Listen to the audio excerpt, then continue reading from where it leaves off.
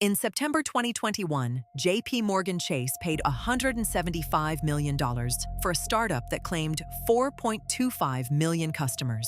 4 months later, the bank sent that list a single marketing email. 72% of it bounced. The story doesn't start with fraud. It starts with the FAFSA. In 2016, Charlie Javice was 24 years old. A 2013 Wharton graduate, already a Forbes 30 under 30 alum. She founded a New York startup called Frank. The pitch was clean. Simplify the U.S. federal student aid form for the millions of families who get lost in its 108 questions every year. It was the rare fintech idea that didn't sound like fintech. It sounded like a public service. The money came fast. March 2017, a $5.5 million seed round. 6 months later, a $10 million Series A led by Reach Capital. By early 2018, Frank had raised another $10 million, and the cap table read like a who's who of New York money. Insurance unicorn Lemonade, WeWork, political operator Bradley Tusk, and Marc Rowan, co-founder of Apollo Global Management, who took a board seat. A 24-year-old founder, an Apollo co-founder on her board. The runway looked endless. But there was a problem hiding in Frank's pitch deck. The kind of problem you don't notice when the founder is charismatic and the deck is clean. Frank's whole valuation rested on one number: how many users it had. Not revenue, not retention. Users. The size of the funnel pouring into the platform. By 2021, according to court records, Javice was telling potential acquirers that Frank had 4.25 million users. A number she would later tell JPMorgan represented real human customers.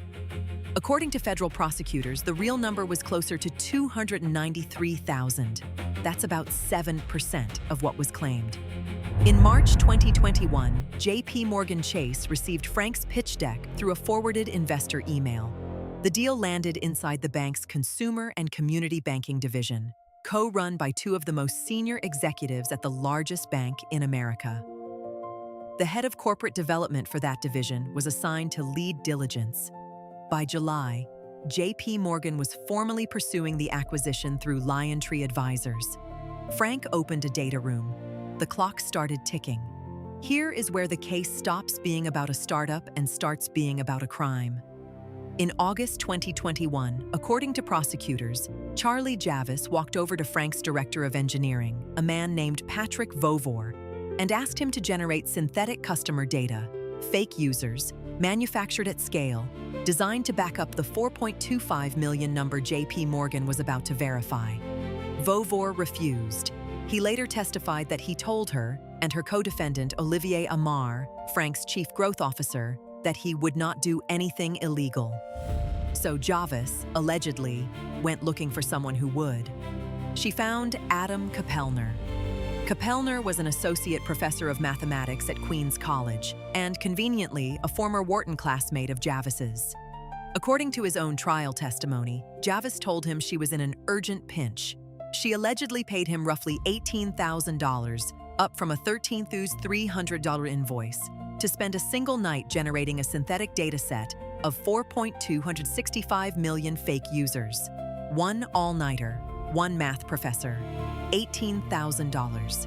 That's the entire engineering cost of the alleged fraud that would move $175 million from the largest bank in the United States into Charlie Javice's pocket. Kapellner also testified that Javice later asked him to scrub specifics from his invoice. You would expect JPMorgan, a bank with $4 trillion in assets, to verify 4.25 million customers by, say, calling them. That's not what happened. JPMorgan hired Axiom, a third-party data vendor, to verify Frank's customer list. According to Fortune's investigation, Axiom's check primarily counted whether the data fields existed, names, emails, addresses, rather than authenticating whether any of those people were real human beings. The fake dataset had 4.25 million rows. Axiom counted 4.25 million rows. The check passed. On September 8, 2021, JPMorgan agreed to acquire Frank for $175 million. The deal closed on September 14th. Charlie Javice, then 28 years old, walked away with roughly $21 million in cash and equity, plus a $9.7 million retention bonus and a potential $20 million earnout. JPMorgan also made her a managing director, head of student solutions, on day one. 1 week later, on September 21st, the bank issued a press release calling Frank the leading college financial planning platform for students. For 4 months, the deal looked like a win. Then JPMorgan did something almost embarrassingly simple. In January 2022, the bank ran a routine marketing campaign to its newly acquired list of 4.25 million Frank customers. The bounce-back data came in. Only 28% of the emails were delivered. Only 1.1% were opened. For context, a real consumer email list bounces somewhere between 2% and 5%. A 72% bounce rate isn't a marketing problem. It's a forensic fingerprint. There was no innocent explanation. Real people have real inboxes. These addresses didn't. That email test is the point of no return. Every event that follows, the firing, the lawsuits, the indictment, the 85-month prison sentence, flows directly from that single inbox report. JPMorgan didn't move fast. Then it moved very fast. September 2022, Javice was placed on administrative leave. November 4th, 2022, JPMorgan terminated her for cause. In December 2022, Javice sued JPMorgan in Delaware Court of Chancery, seeking advancement of her legal fees and contesting the firing. 3 weeks later, JPMorgan countersued Javice and Amar in federal court, alleging fraud and seeking the full $175 million back. On January 12, 2023, the bank shut Frank's website down entirely, telling CNBC it had discovered Javice and Amar had falsified customer data. The startup that had been the leading college financial planning platform 16 months earlier no longer existed. On April 4, 2023, the Southern District of New York indicted Charlie Javice on 4 federal counts: conspiracy, wire fraud, bank fraud, and securities fraud. In July, prosecutors added Olivier Amar on the same 4 counts. The criminal trial opened on February 20, 2025, in front of Judge Alvin K. Hellerstein. On March 28, 2025, the jury came back, guilty on all 4 counts, both defendants. On September 29, 2025, Judge Hellerstein sentenced Charlie Javice to 85 months in federal prison, just over 7 years, plus 3 years of supervised release, $22.4 million in forfeiture, and $287.5 million in restitution, joint and several with Amar. In the sentencing hearing, Javice told the court, "I have remorse deeper than I knew possible." 5 weeks later, on November 5, 2025, Hellerstein sentenced Olivier Amar to 68 months in prison and $223 million in restitution, calling him intimately involved in the fraud. The combined court-ordered penalties exceed the $175 million they took. And then there is the part that, if you work in finance, should keep you up at night. JPMorgan was contractually obligated to advance the legal defense fees of both Javice and Amar because their employment contracts required it. According to a Constantine Cannon report, the bank ultimately paid roughly $115 million toward the defense of the very 2 people who had defrauded it.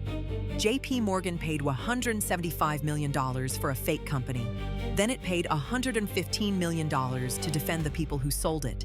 Then it sued them to claw back the original $175 million. This is what a Wall Street fraud actually costs the buyer, even when the buyer wins. 2 takeaways, both concrete, both repeatable. First, counting rows is not the same as verifying customers. JPMorgan's diligence vendor counted data fields. The fraud lived in the gap between rows exist and humans exist. Anytime an acquisition depends on a single number, users, subscribers, monthly actives, somebody needs to physically pick up a phone or run a real-world test before the wire transfer goes out. Second, the person inside the company who refuses to do something illegal is the most valuable employee in the building. Patrick Vovor said no. He walked out of that courthouse a witness instead of a defendant. Adam Kapellner said yes, for $18,000 and ended up testifying for the prosecution against the woman who paid him. In a fraud, the people who say no save themselves. The people who say yes save nobody. If this kind of postmortem is useful to you, subscribe. There's another collapse coming next week, and the next one is European.